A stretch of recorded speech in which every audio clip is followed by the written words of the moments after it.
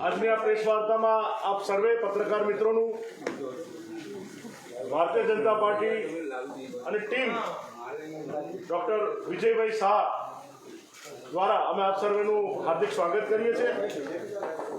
આજની આ પ્રેસ વાર્તામાં ઉપસ્થિત માનનીય ઉર્જાવાન ઉર્જા મંત્રી શ્રી સૌરભભાઈ પટેલ, પ્રદેશના મહામંત્રી માન્ય શ્રી શબ્દશરણભાઈ બ્રહ્મભટ્ટ, ઉપાધ્યક્ષ માનનીય શ્રી ભાર્ગવભાઈ ભટ્ટ, વડોદરા શહેરના પ્રમુખ શ્રી માન્ય ડૉક્ટર વિજયભાઈ, જિલ્લાના પ્રમુખ શ્રી ડૉક્ટર અશ્વિનભાઈ,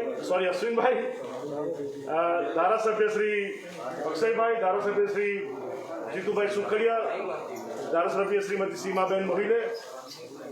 બસ વધુ નહીં કહેતા આજની આ વાર્તાને આપણે આગળ વધારીશું અને માનનીય શ્રી સૌરભભાઈ પટેલ સાહેબને સન્માન કરવા માટે હું સ્વાગત કરવા માટે ડૉક્ટર વિજયભાઈ શાહ આપણા શહેરના લોકલાડીના પ્રમુખશ્રીને વિનંતી કરું।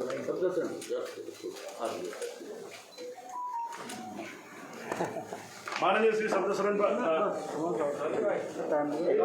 માન્ય શ્રી સૌરભભાઈને વિનંતી કે આપ આપનું વક્તવ્ય આપશો। ભારતીય જનતા પાર્ટીના મહામંત્રી શ્રી શબ્દશરણભાઈ, ઉપાધ્યક્ષ શ્રી ભાર્ગવભાઈ, શહેરના પ્રમુખ ડૉક્ટર વિજયભાઈ, ગ્રામ્યના પ્રમુખ શ્રી અશ્વિનભાઈ, મારા સાથી ધારાસભ્યશ્રી અને સૌ પત્રકાર મિત્રો, ભાઈઓ અને બહેનો, આજે વિકાસની આપણે વાત કરતા હોઈએ છીએ।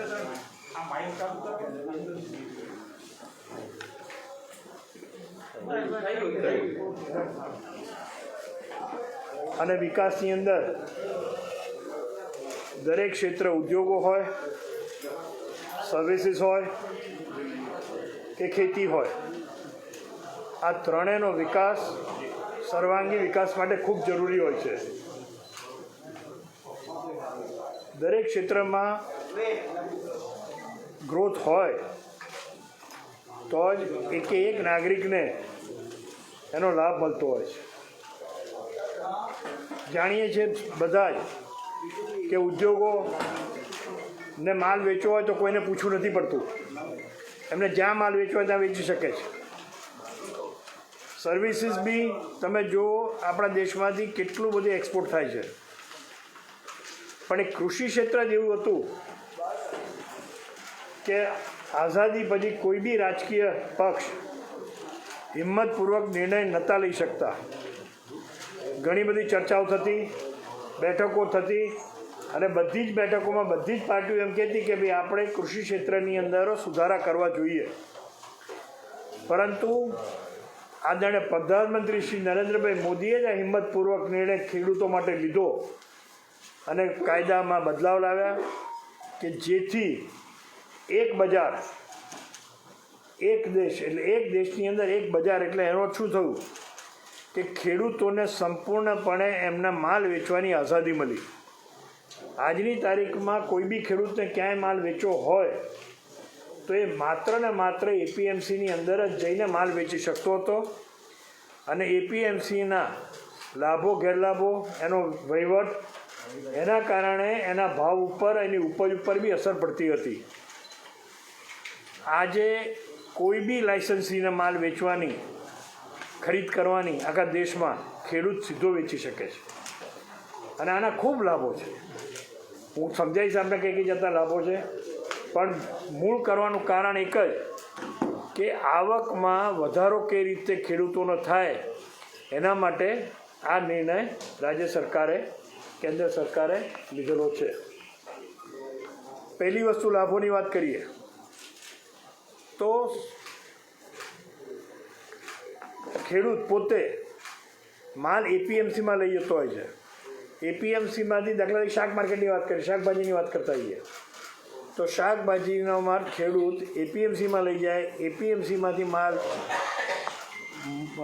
અમદાવાદ આવે કે મોટા શહેરમાં વડોદરા આવે, ત્યાંથી હોલસેલરમાંથી રિટેલરમાં જાય અને રિટેલરમાંથી કન્ઝ્યુમરમાં જાય। એટલે આપ કલ્પના કરો કે કેટલી જગાએ માલનો વેસ્ટેજ થાય, કેટલી જગાએ આની અંદર લોકોના નફા મળે. એટલે ખેડૂતને જે ભાવ શાકભાજીનો મળતો હોય છે અને જે બજારમાં મળતો હોય છે એમાં ખૂબ મોટો તફાવત હોય છે.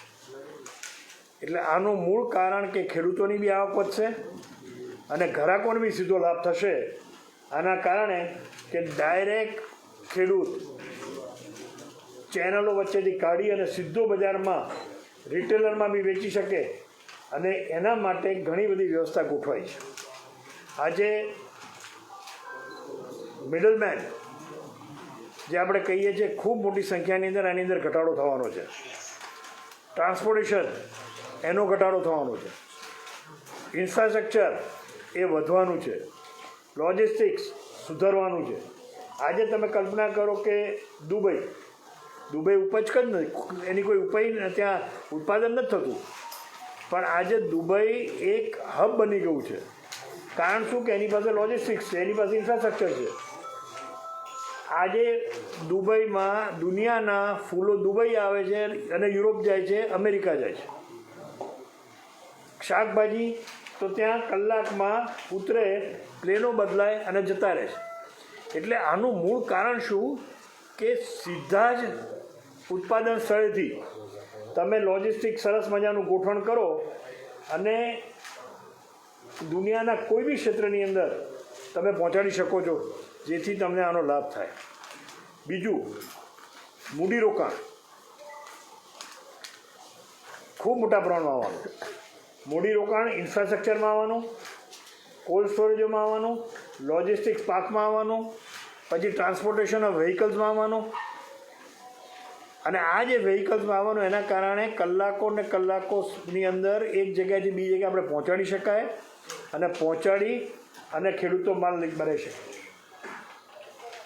આજે કોઈ બી વેપારી કોઈ બી જગ્યાએથી માલ ખરીદી શકે છે. આજે તમે દાખલા તરીકે સૌરાષ્ટ્રમાં જીરું ઉત્પાદન થતું હોય, વેચવા ક્યાં જાય છે? જીરું ઊંઝા જાય છે.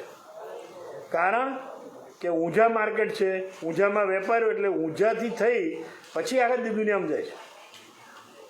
કોઈ બી માર્કેટિંગ યાર્ડમાં છે નહીં. હવે ઊંઝાનો વેપારી સૌરાષ્ટ્રના કોઈ બી યાર્ડમાંથી સીધી ખરીદી કરે અને સીધું એક્સપોર્ટ કરે તો ખર્ચો બચ્યો કે ના બચ્યો? સીધો ત્યાંથી કંડલા મોકલી શકે, સીધું મુંદ્રા મોકલી શકે. એટલે આ બધી વ્યવસ્થાના કારણે કોઈ બી લાયસન્સી ભારત દેશની અંદર ગમે ત્યાંથી માલ ખરીદી શકે એ પ્રમાણેની કાયદામાં સુધારો કરવામાં આવ્યો છે. ટેકનોલોજીનો લાભ થવાનો. તમે યીલ્ડ જુઓ તો આપણા ત્યાં કોઈ બી પ્રોડક્ટની યીલ્ડ અને એની યીલ્ડ બીજા દેશોની જોડે કરીએ તો મૂળ કારણો ટેકનોલોજીનું કારણ છે. હવે ટેકનોલોજી ક્યારે આવે કે જ્યારે એના વળતર પાછું મળે. આજે ઇન્ટરનેશનલી ડ્રોન ટેકનોલોજીથી માંડીને ડ્રીપ ઇરિગેશનની ટેકનોલોજી, એટલી સરસ ટેકનોલોજી આવી છે.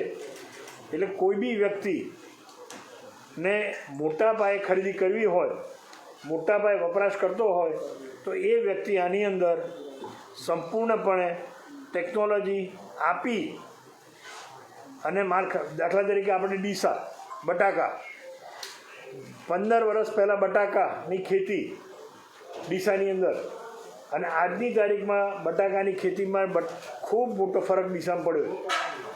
ડીસાની અંદર ડ્રીપ ઇરિગેશન, નવી ટેકનોલોજી અને બિયારણ કેવી રીતે કેટલું ડેપ્થમાં વાવણી કરવી, આ બધું ટેકનોલોજી દ્વારા બતાડવામાં આવ્યું છે અને બિયારણ બી આપવામાં આવ્યું છે. અને જે કંઈ ઉપજ આવે એ સંપૂર્ણપણે મિનિમમ પ્રાઇસથી ખરીદવાની ગેરંટી બી આપે છે. અને આજે સૌથી વધારે આખા ગુજરાતમાં કહીએ તો ખેડૂતોની આવક ડીસાની અંદર આપણને દેખાય. બીજું કે આજની તારીખમાં બધા ઘણા બધા વાતો કરતા હોય છે કે ભાઈ એમએસપી ખરીદી બંધ થશે, પણ કોઈ સંજોગોમાં એમએસપીની ખરીદી બંધ થવાની નથી. આપણે આદરણીય પ્રધાનમંત્રીશ્રીએ ઘણી જ વિગતવાર ડિટેલ આપી છે કે ભાઈ એમએસપીની અંદર આપણો કોઈ જગ્યાએ ખરીદવાના બંધ કરવાના નથી. ઇનફેક્ટ તમને હું આંકડા બી આપું તો આંકડાની અંદર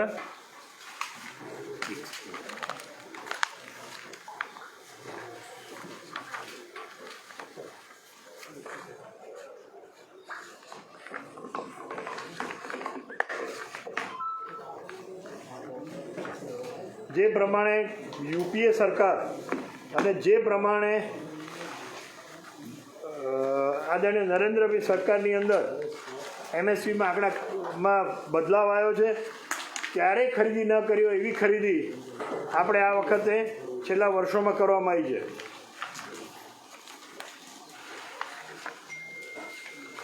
હું આપણે છેલ્લે જતાં એનું ચાર્ટ આપીશ એટલે આપ બી જાણી શકશો કે કઈ જાતનું એનું ખરીદીમાં ફરક છે. એટલે કોઈ જગ્યાએ એમએસપી બંધ કરવાની છે નહીં. એટલે જે જૂઠાણું રાજકીય રીતથી વિરોધ પક્ષ આખા દેશમાં લોકોને ભરમાવે છે. જે લોકોએ પહેલાં કેન્દ્ર સરકારની કમિટીઓમાં ભલામણ કરેલી છે, કાયદા સુધારવા માટેના ડ્રાફ્ટ બનાવ્યા છે, એ બધા જ લોકો જે પહેલાં સંમતિ આપતા હતા એ બધા જ ઉઠાણું કરે છે કે ટેકાના ભાવે અનાજની ખરીદી બંધ થઈ જશે. આ સંપૂર્ણપણે ખોટું છે. એમએસપી પહેલાં જેમ જ ખરીદી ચાલુ રહેશે. બીજું એમ કહે છે કે એપીએમસીમાં બહાર માલ વેચવા એપીએમસી બંધ થશે. એપીએમસી કોઈ બંધ થવાની નથી. એપીએમસી જે છે એપીએમસી રહેવાની છે. જે ખેડૂતોને સારી ખેતી કરવી હોય અને માલ બીજો વેચવો હોય એને માલવાની છૂટ છે. એટલે હાલમાં એ બી બંધ થવાનું નથી. કોન્ટ્રાક્ટ ફાર્મિંગ કરાર આધારિત ખેડૂતો માટેનું છૂટ છે. એટલે કોન્ટ્રાક્ટ બી કરી શકે, ન કરી શકે એટલે કોઈ ફરજ નથી કે કરવું જ પડે કોન્ટ્રાક્ટ ફાર્મિંગ. એમ કહે છે કે કરાર આધારમાં નાના ખેડૂતો કઈ રીતે કરી શકે, પણ 10,000 મંડળીઓનું કીધું. એટલે 50 એક ગામ છે, દાખલા તરીકે મારા બોટાદમાં એક ગામમાં મરચાંની ખેતી બહુ સરસ થાય છે. બધા ખેડૂતો મરચાં જ કરે છે. તો એ ગ્રુપ ઓફ ફાર્મર્સ એમ નક્કી કરે કે ભાઈ આપણે મરચાંનું એક ગ્રુપ બનાવીએ અને આ બધા મરચાં આપણે યાર્ડમાં નથી વેચવા જવું, સીધું અમદાવાદમાં કોક રિટેલરને જે વેચવા છે ક્યાંક વેચવા છે તો એ બધા વેચા કરી કોન્ટ્રાક્ટ ફાર્મિંગ કરીને એ લોકો બી આપી શકે છે. એટલે આ બધી સુવિધા એટલે કોઈ નાના ખેડૂતોને કોઈ જાતની તકલીફ છે નહીં. કહે છે કે મોટી કંપનીઓને લાભ થવાનો છે. આમાં મોટી કંપનીઓને એવો કોઈ લાભ છે નહીં. મોટી કંપનીઓ દાખલા તરીકે કપાસની અંદર આજે ખૂબ મોટા પ્રમાણમાં એક્સપોર્ટ થઈ રહ્યું છે. હવે આપણા ત્યાં લોકો કાપડ એક્સપોર્ટ કરે છે. હવે કાપડની અંદર ખૂબ મોટા પ્રમાણમાં એક્સપોર્ટમાં એ લોકોને સ્પેસિફિક પર્ટિક્યુલર કોટન જોઈતું હોય તો એ કપાસ જોઈતું હોય તો 1000 વીઘામાં એ કપાસની વાવણી કરે અને કે આ બિયારણ કરીએ અમે તમને બજાર કરતાં ઉધાર ભાવ આપશું અને સીધો માલની ગેરંટી લઈ લે તો આખો માલ ખરીદે કે એટલે ખેડૂતોને બી લાભ છે અને ઉત્પાદકોને બી લાભ છે. અને છૂટ મારે ન કરો તો ન કરી શકું છું, મારે હાલની ખેતી છે એવું ચાલુ રાખી કરી શકું છું. એટલે આ બધા લાભો છે જ. અને કોઈ એમ કહેતું હોય કે આમાં ખેડૂતોને ક્યાંક નુકસાન છે, કોઈ જગ્યાએ આની અંદર ખેડૂતોને ક્યાંય નુકસાન છે નહીં. હાલની પદ્ધતિની અંદર વધારે ઉપરથી સુધારો કરવામાં આવ્યો છે. ત્યારે ઇતિહાસમાં ખેડૂતોની આવક વધારાની વાત કરતા હોઈએ તો આવક વધારવા માટે એમને બદલાવ લાવવો પડે તો જ આવક વધે. જો આપણે ઉદ્યોગોને બદલાવ આપી શકતા હોઈએ, એમના માટે દુનિયામાં એગ્રીમેન્ટો કરી શકતા હોઈએ, આપણે આઈટી સેક્ટરમાં સર્વિસીસ છે તો સૌથી વધારે દુનિયામાં એક્સપોર્ટ કરે છે, હજારો લોકોને રોજગારી આપે છે, તો ખેડૂતોને અન્યાય કેમ? એટલે એના માટે આદરણીય નરેન્દ્રભાઈ આ કાયદો લાવ્યા છે અને ગુજરાતનાથી માંડીને બધા જ ખેડૂતો આને ટેકો આપે છે. અને આવતા દિવસોમાં આનો ચોક્કસ જે બમણી કરવાની આવક છે એ આવકની અંદર આની અંદર લાભ થશે. મારી ગાડી બીજા કાગળ મૂકે તો હવે કોઈને કંઈ પૂછવું કરવું હોય તો ખેડૂતોની જે આવક જે બતાવી છે તમારા મતે કેટલી આવક છે અત્યારે? જો એક વસ્તુ સાંભળો કે આ છે ગયું ભાઈ કાગળિયું છે. ખેડૂતોની આવકની અંદર એગ્રીકલ્ચરની અંદર 10% ગ્રોથ આપણે છેલ્લા 20 વર્ષથી જોઈએ છે. એટલે આશરે 2000ની અંદર ટોટલ ઉપજ આખા ગુજરાતની ઉપજ એગ્રીકલ્ચર પ્રોડક્ટ્સની 9,000 થી 16,000 કરોડની વચ્ચે હતી. હવે તમે કન્ટિન્યુઅસ એનો ગ્રોથ 10% જુઓ, એનો પ્રાઇસનો ગ્રોથ જુઓ, તો આજે જીડીપીની અંદર એનો ખૂબ મોટો હિસ્સો આવ્યો છે. એટલે એક્ઝેક્ટ આંકડા કે ભાઈ આટલી ઉત્પાદન છે એ મારી પાસે એ આંકડા નથી. ખેડૂતની આવક કેટલી છે આપણી પાસે આંકડા? ખેડૂતની આવક તો ડિપેન્ડ પર કેપિટા એની તો દરેકનું જુદું જુદું હોય. દરેક રાજ્યની અંદર દરેક વિસ્તારમાં જુદું હોય. એના કઈ દાખલા તરીકે બટાકા, તો બટાકાની અંદર ઉપજ વધારે છે. કચ્છની અંદર નર્મદાનું પાણી આપ્યું પછી જે પ્રમાણે કચ્છની અંદર લોકો લાભ લે છે તો ખૂબ લાભ મળે છે. એટલે દરેક પ્રોડક્ટ વાઇઝ દરેક શું બનાવે છે એના પરથી એની ઇન્કમ થાય. આપણે એવરેજ તરીકે ભાઈ વર્ષે 2 લાખ 3 લાખ 5 લાખ એવરેજ આપણે नहीं एग्जैक्टली मैं बता आंकड़ा नहीं. अच्छा सरोज भाई, सबसे बड़ा जो किसानों को जो शंका है वो एमएसपी है. तो एमएसपी को कायदाकीय रूप देने से क्यों बच रही है?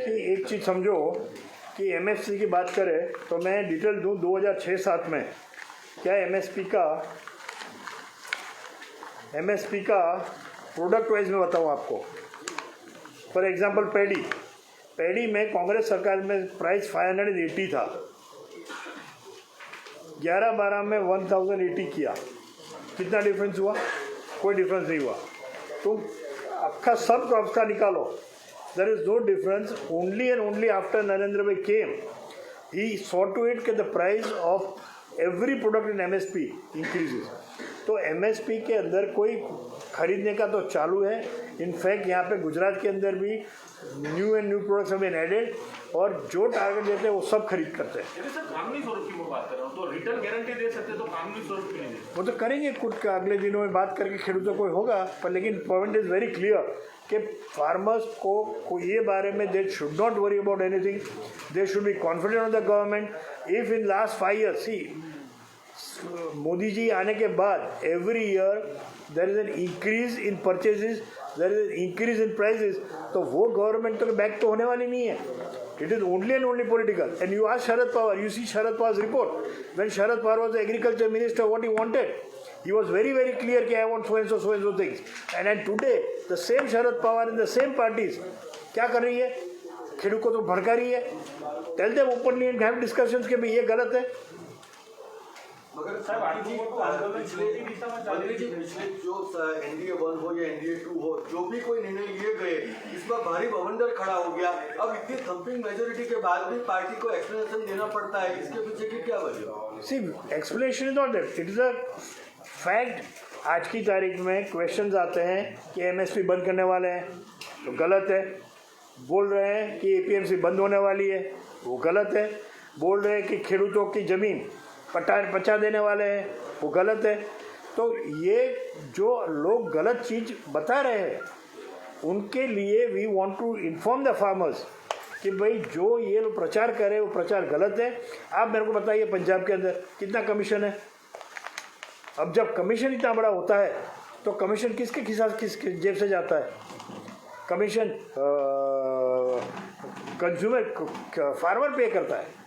आज गुजरात के अंदर कमीशन 0.5% कोई प्रोडक्ट का होए तो फार्मर्स का रेम्यूनरेशन बढ़ता है. अगर मेरा कमीशन 8% हुए तो फार्मर्स का कम होता है. सो कटिंग डाउन कॉस्ट. સૌરભભાઈ તમે કહો છો કે ઉત્પાદનના ભાવ હવે ખેડૂતોને એમએસપી ભાવથી અમે ખરીદી ચાલુ થઈ છે, પણ ભવિષ્યમાં તમે આ જે નવી નીતિ અમલ થઈ રહી છે તો એનાથી વેપારીઓ કાર્ટેલ રચીને એક પ્રોડક્ટ આખી એક ઉઠાવી લે અને એને ગ્રાહકો સુધી પહોંચવામાં બમ્પર નફો લઈ લે. જે તમે કહો છો કે વેપારીઓ અરે ભાઈ મને સમજાવો. અરે સાંભળો, આવડા મોટા દેશમાં આટલી બધી પ્રોડક્ટ હોય, કોઈ દિવસ કાર્ટેલ થાય? અરે મને એક સાંભળો. વોડાફોન ને રિલાયન્સ કાર્ટેલ રચીને ભાવ વધારે છે. અરે સાંભળો, તમે બનાવો છો, હું બનાવું છું, હજારો લોકો ખેડૂતો બનાવે છે. 15 લાખ ખેડૂતો ગુજરાતમાં છે. આખા દેશના ખેડૂતો જોવા જઈએ કેટલા કરોડ થયા? હવે 15 લાખ ખેડૂતોને કાર્ટેલ થાય? અહીંયા ખેડૂતોની અંદર એવરી યર એ લોકોનું ઉત્પાદનમાં બી બદલાવ આવે છે. દાખલા તરીકે સૌરાષ્ટ્રમાં ગઈ વખતે મગફળીનો પાક ને કોટનના પાકમાં મગફળીમાં આવક વધી તો તરત જ ખેડૂતો મગફળીમાં જતા રહ્યા અને એના કારણે આવક બી વધી અને એની અંદર બી આજની તારીખમાં એમએસપી બજાર ભાવ ઊંચો હતો કોઈ બજારમાં વેચવા ના આવ્યું, જેવો ભાવ ઘટ્યા તો એમએસપીમાં બધી ખરીદી લીધી. આજે કપાસી સીસીઆઈ જે ખરીદે છે, કોટનના ભાવ બજારમાં ઇન્ટરનેશનલમાં ઊંચા છે તો કોઈ ખેડૂતો આવતું નથી. એટલે કોઈ સંજોગોમાં કાર્ટેલ થવાનું નથી, કાર્ટેલ થાય નહીં. આપણે એવી રીતે વિચારવું જોઈએ કે મારી પાસે ટેકનોલોજી નથી, મારી પાસે મૂડીરોકાણ નથી, હું કોઈક મૂડીરોકાણ લાવું અને મૂડીરોકાણ લોજિસ્ટિક્સમાં આવે, દાખલા કે શાકભાજીમાં એર કન્ડિશન વેન્સ આવે તો ફરક પડે કે ના પડે? તમારે કેટલો વેસ્ટેજ બચી જાય. આજે મંડળી બને, મંડળી આજે દૂધ ઇઝ અ ક્લાસિક એક્ઝામ્પલ. આપણી ડેરી ઉદ્યોગમાં મંડળીની અંદર બધા દૂધ આપે છે, સીધા ડેરીમાં જાય છે તો બધાને ફાયદો થયો કે નથી થયો? એટલે આ એક જ સેક્ટર એવું હતું કે જે સેક્ટરને આપણે ઓપન નથી કર્યું અને પહેલી વખત રાજકીય રીતથી કોઈની હિંમત થઈ તો આદરણીય નરેન્દ્ર મોદી. અને આપણે જેમ કીધું ને, અમે આવવાનું મૂળ કારણ કે લોકો ખોટી દિશામાં ખોટી રીતથી માહિતી આપે છે, એના માટે સાચી માહિતી આપવા માટે અમે આવ્યા છે. કેન્દ્રના બધા મંત્રીઓ પણ પ્રેસ કોન્ફરન્સ કરીને આપી રહ્યા છે, છતાં પણ ખેડૂતો કેમ આંદોલન પાછું નથી ખેંચી રહ્યા? ગુજરાતમાંથી પણ હવે તો 15,000 જેટલા ખેડૂતો દિલ્હી જવા માટે જવાના છે ને ત્યાં એમને સમર્થન આપવાના છે. જેમ સમજણ પડતી જશે એમ લોકો નીકળતા જશે. સુવિધામાં કંઈ ને કંઈ ચર્ચા થઈ ગઈ. હા, ત્યાં એ બાજુ એટલે અમે અહીંયા ગુજરાતમાં તો બધા ખેડૂતો આપણી જોડે છે. ગુજરાત નહીં, પંજાબ હરિયાણા સિવાય તમે બધું કરો, પંજાબ સિવાય તો આખા સાઉથમાં કોઈ ખેડૂતો આની અંદર ઇન્વોલ્વ નથી. સૌરભભાઈ, ગુજરાતના ખેડૂતો આપની જોડે છે તો આપને નેતાઓની અટકાયત કરવાની કેમ જરૂર પડી? નજર કેદ કરી દેવાયા દિલ્હી જતા પહેલા, એ શા માટે જરૂર પડી? જો આપની સાથે હોય તો મને વિષય ખ્યાલ નથી. આપને નથી ખ્યાલ? વડોદરામાં બિપિન પટેલની આંદોલનને કોણ ઓપરેટ કરી લો? બીજેથી ફંડિંગ મળે છે કે પછી આપણા જ લોકો? તમે મીડિયાવાળા શોધીને કોનો અમને? સૌરભભાઈ, આપણે સરકાર નથી શોધી શકતી સાહેબ આવા લોકોને. સરકાર શોધશે પણ અત્યારે અમારો વિષય નથી. અત્યારનો વિષય અમારે એક જ છે કે આપના દ્વારા અમારે સાચી માહિતી પ્રજા સુધી પહોંચાડવી છે. સૌરભભાઈ, આપ વિપક્ષની સામે હથિયાર રેખા મૂક્યા એટલા માટે પ્રેસ વાર્તા 700 જગ્યાએ કરવાની જરૂર પડી? એવું નથી ભાઈ, એવી રીતે ના લો. અમે લોકો દાખલા તરીકે જે પંજાબમાં ન કરી શકીએ એ અહીંયા કરીએ છીએ, એવું કહેવાય ને. એટલે કોઈ ખોટી માહિતી ના પહોંચાડે, અમે સાચી પહોંચાડવાની ટ્રાય કરીએ છીએ. યુપી અને હરિયાણામાં ખાપ પંચાયતો પણ હવે ખેડૂતોના સમર્થનમાં ધરણા પ્રદર્શન. ભાઈ, પંજાબનું કૃષિનું રાજકારણ જુદું છે અને એના કારણે એ લોકોએ ઉપાડ્યું છે.